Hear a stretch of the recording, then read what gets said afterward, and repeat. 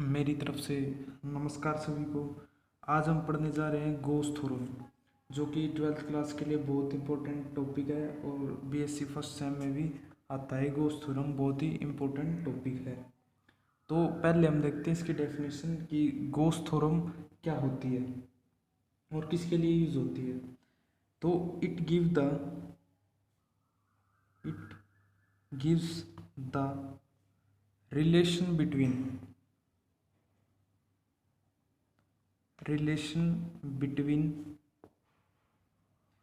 electric flux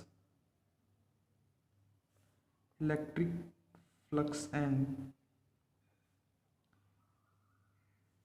the net charge enclosed in the surface। ये relation बताती है, Gauss theorem है ना, ये रिलेशन बताती है किस किस के बीच में। एक तो नेट चार्ज जो एनक्लोज होगा किसी सरफेस में, और इलेक्ट्रिक फ्लक्स के बीच में, उन दोनों के बीच में रिलेशन बताती है। अब वो रिलेशन क्या बताती है कि जो टोटल इलेक्ट्रिक फ्लक्स होगा ना, ये फ्लक्स का नोटेशन होता है। टोटल इलेक्ट्रिक फ्लक्स होगा ना, वो किसके इक्वल होगा, 1/ε0 टाइम ऑफ द चार्ज, यानी चार्ज के 1/ε0 टाइम। ठीक है। और इलेक्ट्रिक फ्लक्स का फॉर्मूला हमने लास्ट वीडियो में कर लिया था, वो क्या होता है, E.ds। ठीक है। और टोटल के लिए हम उसका इंटीग्रेशन कर देते थे टोटल सरफेस के लिए। तो अब ये रिलेशन बताता है कि जो टोटल इलेक्ट्रिक फ्लक्स होता है वो क्या होता है, 1/ε0 time of the charge enclose in the surface. अब उसके लिए हमें क्या करना पड़ेगा, इसकी डेफिनेशन लिखते हैं पहले।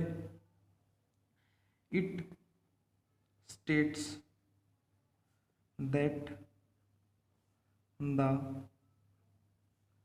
टोटल इलेक्ट्रिक फ्लक्स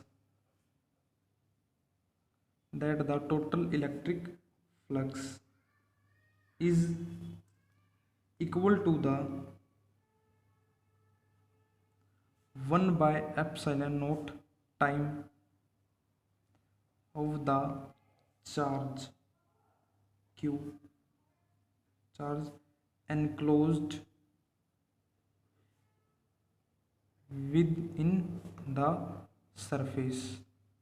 ठीक है।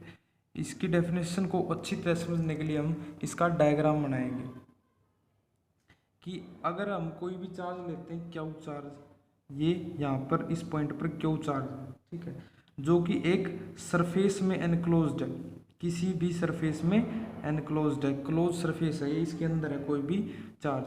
और यहाँ ओ पॉइंट है जहाँ पर चार्ज है, और यहाँ से यहाँ तक का डिस्टेंस है P, यानी यहाँ से यहाँ तक का डिस्टेंस हम ले रहे हैं, R ले सकते हैं, कुछ भी, OP कोई भी डिस्टेंस है।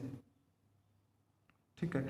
और एक लाइन हम यहाँ से ड्रॉ करेंगे और एक लाइन यहाँ से। ठीक है। और कोई भी हम DS, यानी जो इलेक्ट्रिक फील्ड लाइन होगा E, और DS कोई भी हम स्मॉल एरिया एलिमेंट लेते हैं, ये हमने कोई भी स्मॉल एरिया एलिमेंट ले लिया। ठीक है।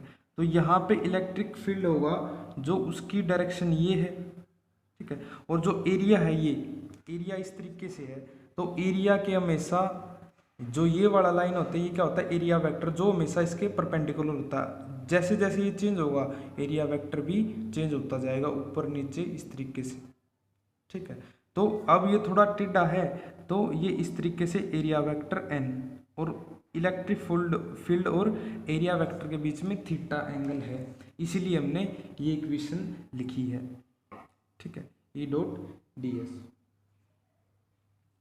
तो क्या करना पड़ेगा, हमें कोई भी चार्ज लेंगे, एक स्मॉल एरिया एलिमेंट DS ले लिया हमने। ठीक है। उसका जो वेक्टर होगा, एरिया वेक्टर, वो इसके हमेशा परपेंडिकुलर होता है। इलेक्ट्रिक फील्ड हो गया ये, ठीक, ये इलेक्ट्रिक फील्ड की डायरेक्शन, दोनों के बीच में थीटा एंगल। अब ये बोला कि जो चार्ज है ना, ये इसका 1/ε टाइम ही किसके इक्वल होगा, टोटल इलेक्ट्रिक फ्लक्स के। अब इसका डेरिवेशन करते हैं हम, कैसे आएगा। तो हमारे पास ये इक्वेशन है, phi E equal to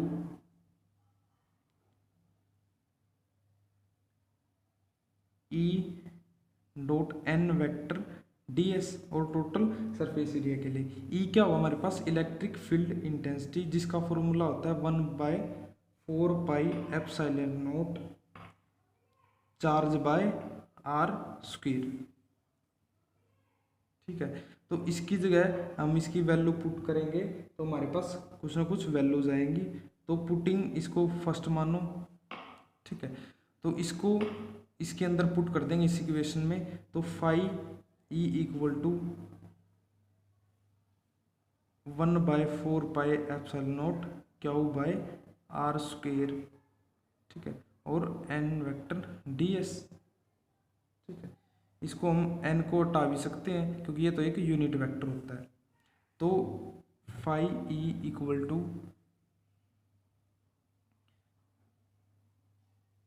1/4πε0 Q by R square और डी एस। ठीक है, इसी को हम क्या लिख सकते हैं, जो हमारे पास क्यू बाय 4πε0 है इसको हम बाहर निकाल लेंगे। ठीक है, अंदर बच जाएगा हमारे पास, इसको डी एस कोस थीटा भी लिख सकते हैं। टोटल फॉर्मूला हमारे पास क्या होता है, E dot D S cos theta. Theta के हिसाब से ही ये पूरी वैल्यू आती है। अगर थीटा 0 तो ई डॉट डी एस आ जाता है। ठीक, कोस 0 1 तो इनकी मल्टीप्लाई, तो जनरल फॉर्मूला यही होता है हमारे पास। तो E dot D S cos theta. अब क्यू बाय 4πε0 हमने बाहर निकाल लिया, तो अंदर क्या बचेगा हमारे पास, D S cos theta by R square. ठीक है, अब एक चीज हम पढ़ते थे, सॉलिड एंगल। ठीक है, उसका फॉर्मूला होता है omega equal to S by R square. S होता है हमारे पास सरफेस और आर क्या होता है उसका डिस्टेंस। अगर हम यहाँ से ओ से पी तक का डिस्टेंस आर माने तो ये भी तो कोई ना कोई सरफेस एरिया जिसको हमने डी एस कोस थीटा लिखा है, डी एस कोस थीटा लिखा हुआ है यहाँ पर। ठीक है, तो डी एस का मतलब स्मॉल एरिया, यहाँ पे टोटल एरिया है तो एस लिखा हुआ है, और ओमेगा भी चेंज नहीं हो रहा, वही रह रहा है फॉर्मूले के हिसाब से। अगर हम यहाँ पे डी एस लिखेंगे तो हमारे पास ये डी एस ओमेगा भी स्मॉल हो जाएगा एरिया के हिसाब से, और कोस थीटा बाई वही फॉर्मूला बन गए। इसको हम क्या लिख सकते हैं, D S cos theta by R square को Q by 4πε0 integration G S और डी ओमेगा। ठीक है, तो डी ओमेगा क्या है हमारे पास, ओमेगा क्या होता है सॉलिड एंगल के लिए। इसका इंटीग्रेशन करेंगे तो इंटीग्रेशन से डिफरेंशिएशन कैंसिल, तो हमारे पास ये आ जाएगा ओमेगा का टोटल सरफेस सॉलिड एंगल क्या होता है, total solid angle made by area equal to 4π। ठीक है, तो इससे कैंसिल, तो हम यहाँ पे वैल्यू पुट करेंगे तो 4πε0 ओमेगा की जगह 4π। 4π से 4π cancel, Q by epsilon naught. ठीक है, तो ये हमारे पास क्या है, वही हमारे पास वैल्यू आ गई कि टोटल इलेक्ट्रिक फ्लक्स होता है ये क्या हमारे पास equal to 1/ε0 time of the charge. ठीक है, तो थैंक यू। ये होता है हमारे पास गॉस थ्योरम जो कि बहुत इंपॉर्टेंट टॉपिक है। Thank you.